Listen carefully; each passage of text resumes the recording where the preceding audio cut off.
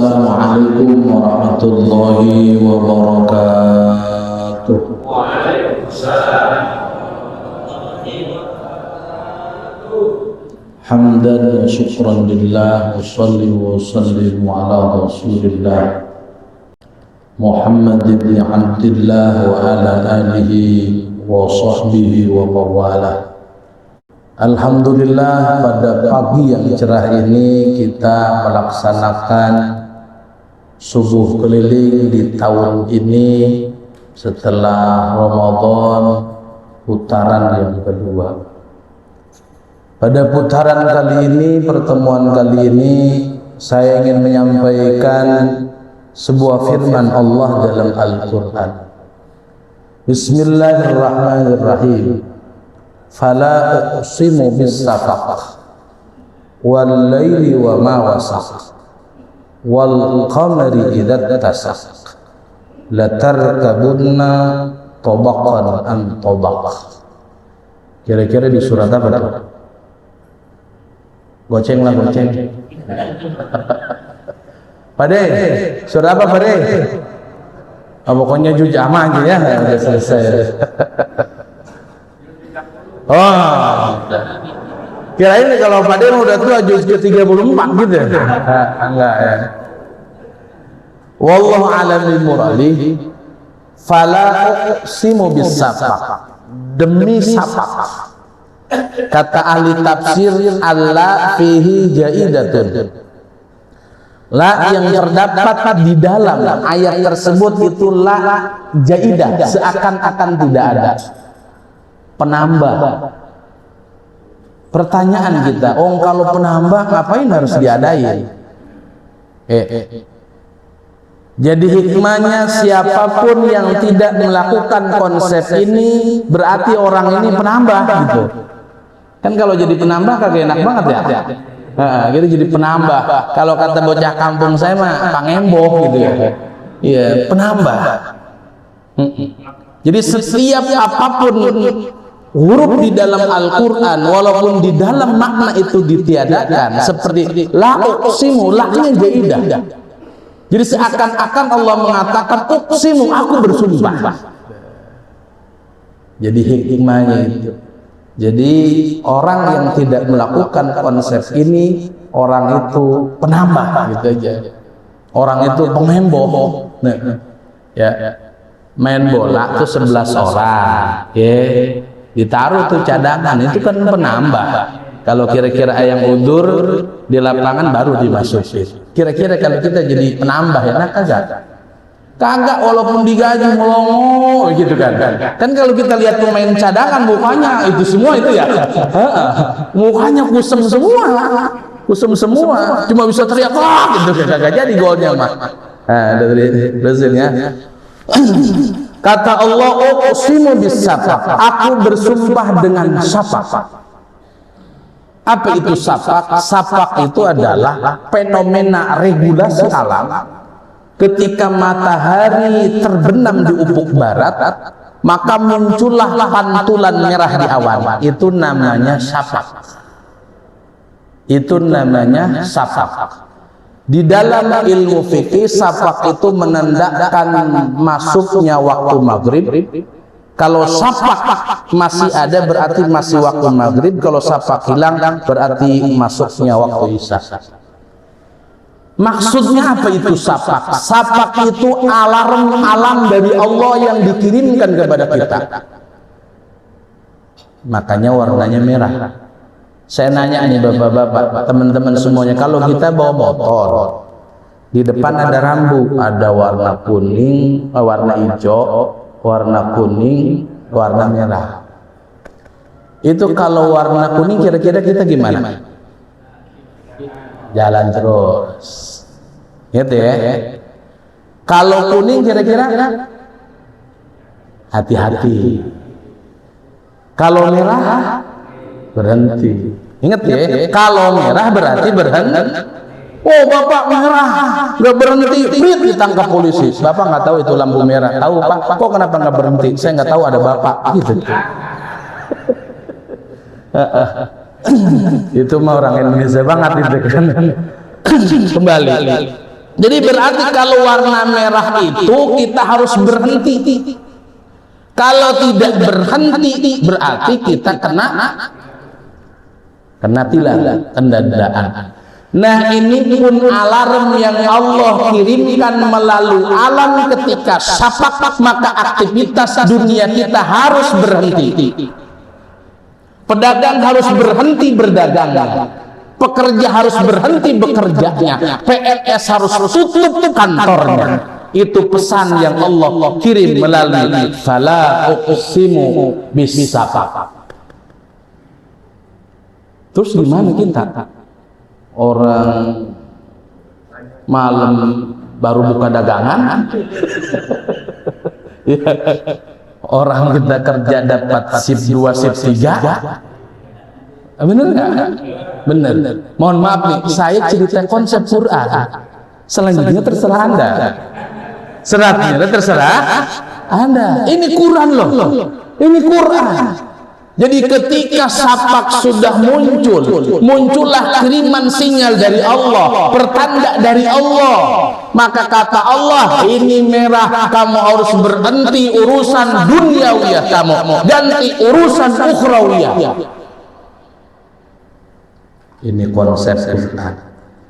Sampai Allah mengatakan, kalau kita masih belum percaya, wal laili wa ma wasaq. Demi malam yang ketika malam semuanya berkumpul. Burung-burung yang terbang di angkasa, yang terbang jauh nyari makanan, itu ketika malam dia balik berkumpul di sarangnya masing-masing. Bebek, ayam, entok pagi berkeliaran, ketika malam mereka pulang ke kandangnya, kumpul dengan komunitas keluarganya.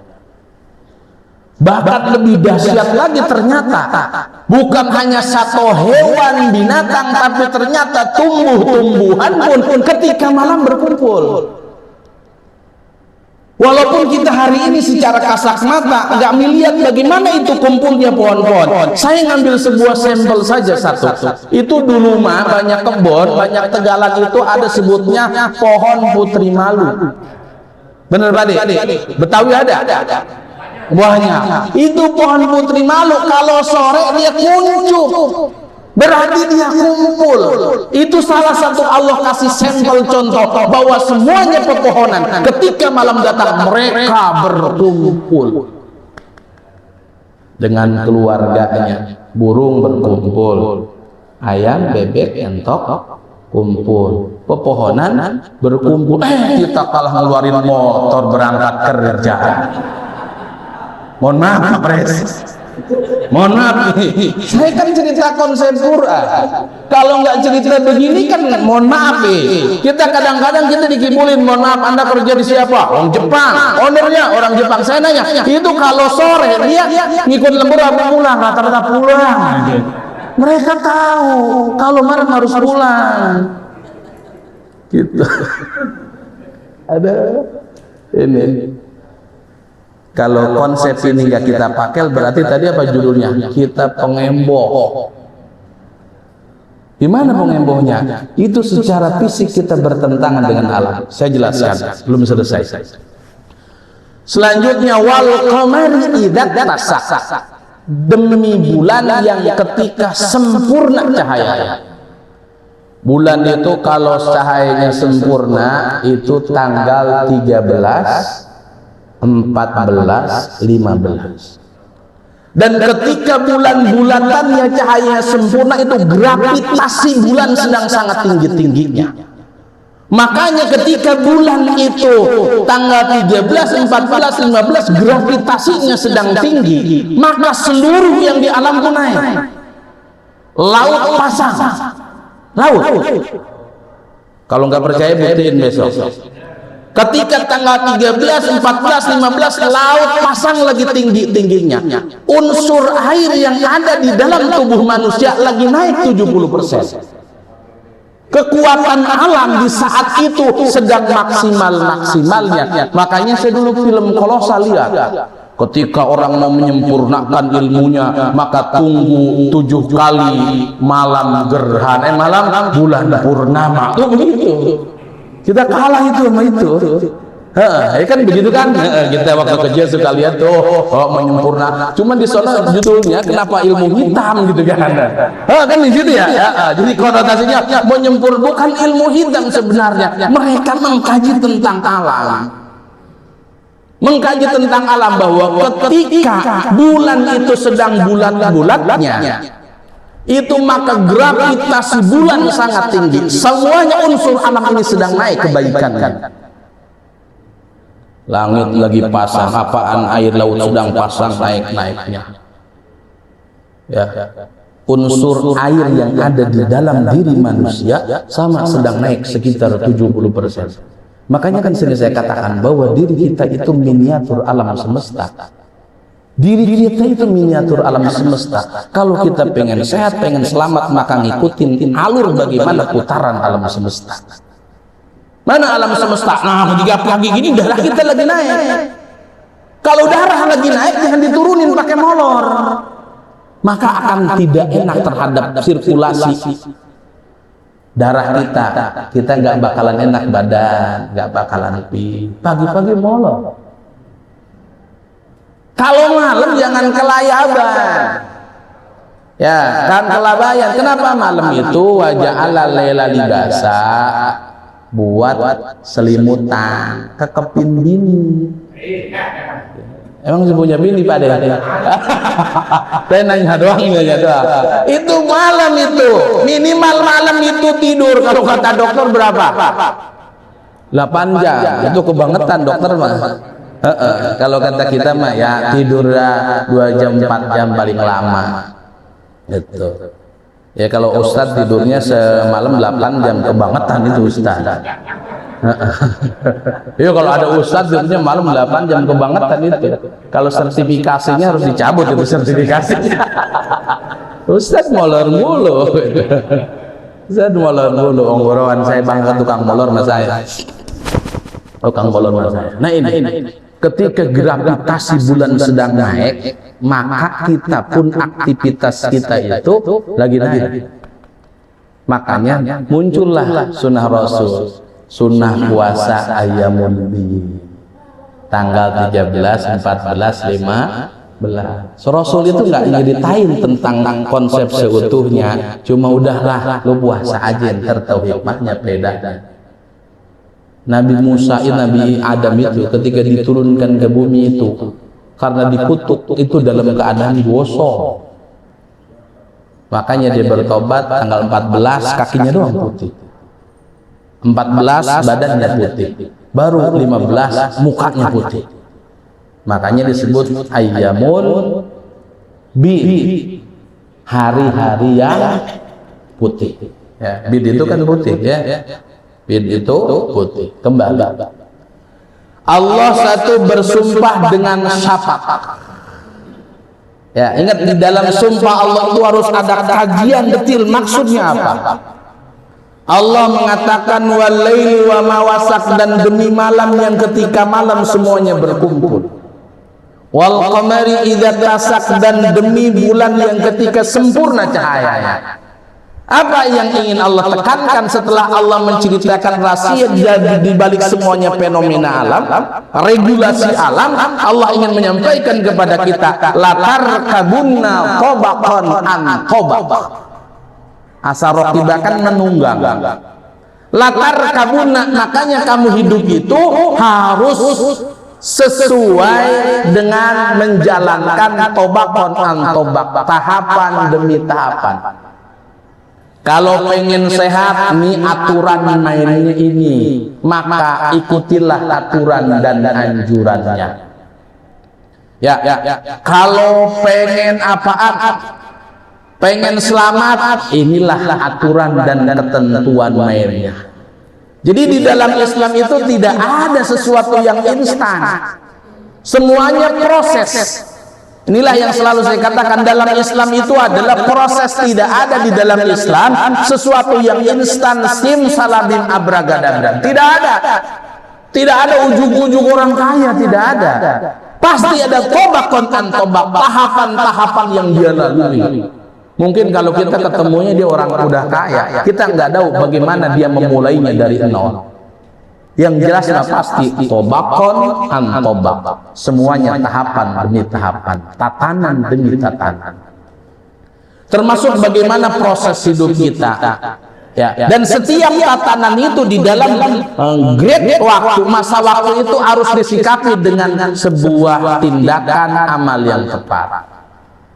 Ya, kita itu pertama ada di rahim ibu kita. Ketika kita ada di rahim ibu kita belum punya kewajiban keharusan apa-apa. Yang ada kewajiban tekanan lebih kepada ibu kita, harus rajin baca Quran, rajin berbuat kebaikan.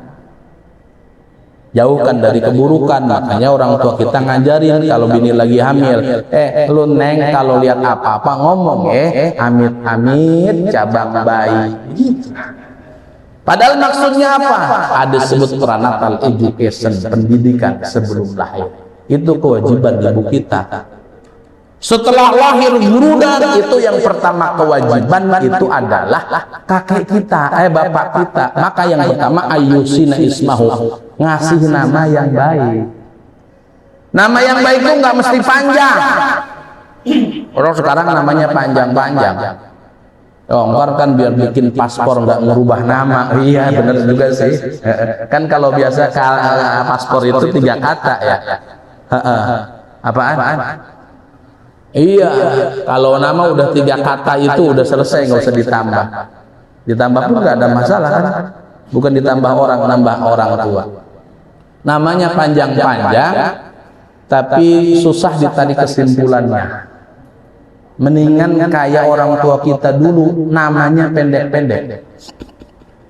Orang tua kita namanya pendek, tapi maknanya luar biasa. Saya kemarin haul.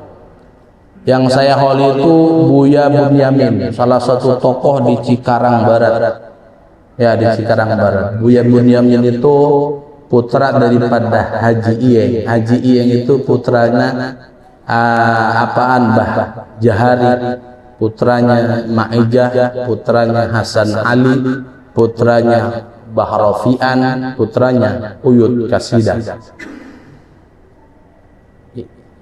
Itu sama nasabnya dengan guru kita Ki Mustafa, Ki Hasan Basri, Ahmad Baihaqi. Itu nasabnya saya bukan. Kalau saya yang muda, makanya saya harus ngalah sama beliau, dan kalah sama beliau lebih alim semuanya dari saya, karena memang saya dari anak yang kedua. Itu buyut saya itu namanya Kasidan. Kasidan itu ternyata namanya Qasidin. Qasidin ini ay maksudun fiddin. Maksudun fiddin itu ay la maksuda illallah. Kalau udah la maksuda illallah, kalau la maksuda illallah, itu udah selesai, udah urusan. Itu sebuah derajat tertinggi di dalam akidah. Nama simpel maknanya luar biasa. Jadi sebuah doa. Makanya saya tercengang. Itu dari Cikarang Barat semua ke sini, rata-rata cucunya beliau. Rata-rata cucunya beliau. Di Cikarang Barat, Yusuf Alabana, Hasan As'ari, Buya di Cikarang Selatan, Hasan Basri, Mustafa, Ahmad Baihaqi, terus ke sononya ke Serang Baru, yang diceritain Serang Baru Medah. Itu semuanya cucunya beliau. Hanya dari sebuah nama yang pendek seakan-akan gak Islami kan? Punya anak pertama Rafi'an. Rafi'an itu yarfa'illahu alladhina amanu minkum walladhina utul ilma darajat. Singkat namanya tapi maknanya panjang kalau dijabarkan. Ya, punya anak kedua namanya Kaswan. Kaswan itu dari apa? Dari kalimat kiswatun. Oh itu. Nah itu kewajiban kita ngasih nama. Kenapa saya ngomong begitu? Karena masalahnya kalau urusan nama kadang-kadang mohon maaf kita ustadz kiai apapun nggak bisa intervensi sama bapaknya. Bapaknya biasanya kesalahannya hari dari Google. Saya keponakan aja kemarin cari nih keponakan saya punya anak. Nanya mas siapa? Itu kata saya begampang aja dah. Lahirnya hari bulan Ramadan, malam udah namanya Imsak Sobari aja. Bapaknya Sobari, ya udah namanya anaknya Imsak Sobari gitu. Udah namanya apa mau susah udah saya nggak mau komentar dah. Ke komentar.